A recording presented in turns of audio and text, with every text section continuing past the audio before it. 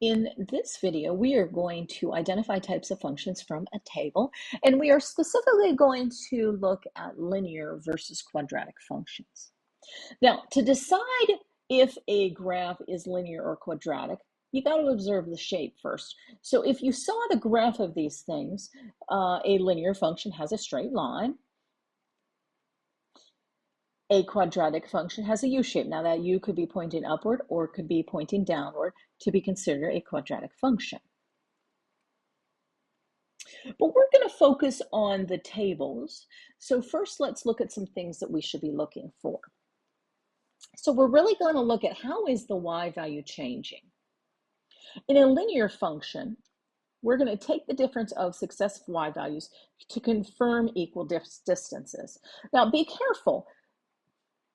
Equal differences. Now be careful. You can see here, if the x goes up by 1, then we have a difference of +3 for our y. And then you really have to check that that same thing occurs each time, but the x values also have to be equally spaced. So you can kind of think about if you built that change in y over change in x, every time you should always get 3 for this particular one. So 3 over 1, 3 over 1, 3 over 1, okay? But if we're looking for a quadratic function, there's a different pattern you want to see. Many times you're going to see either a low point or high point, and you probably, if these are equally spaced, should see some values that repeat themselves. So that's a kind of a pattern that you're going to see. And that's going to happen if we have some squares that will cause that to happen. So let's look what happened to this function. So this is really 3 times the value -1 squared. That's where we got the 3 here. This is 3 times 0 squared.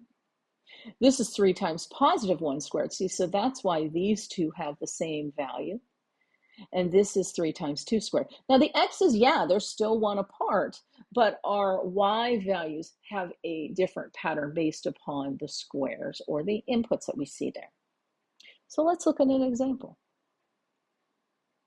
So we have 2 tables. Let's try to figure out what they are, okay? So let's look at our first table here on the right. I notice that in this table, we have a difference of one end is x's and our y's go down by 3. Still go down by 3. Still go down by 3. And every one of our x values go up by 1. So that's telling me that one right there is a linear function. Let's look at this one here on the left. One thing I notice here is that these two y values are a match. That is a really good indication that that is probably going to be a quadratic function. But let's see what we can come up with. Well, if we take -1 and we square it, we get 1, but the opposite of that is -1. You see how all those are negative? The opposite of 0 squared is 0. The opposite of 1 squared is -1. The opposite of 2 squared is 4. So that's the pattern that's happening there. And even though we have that one difference, we should still see if you're equidistant apart to that vertex, that low point, that 0, 0 here in this particular one, you should see some symmetry about the y. So you should see some repeats. So that is a quadratic.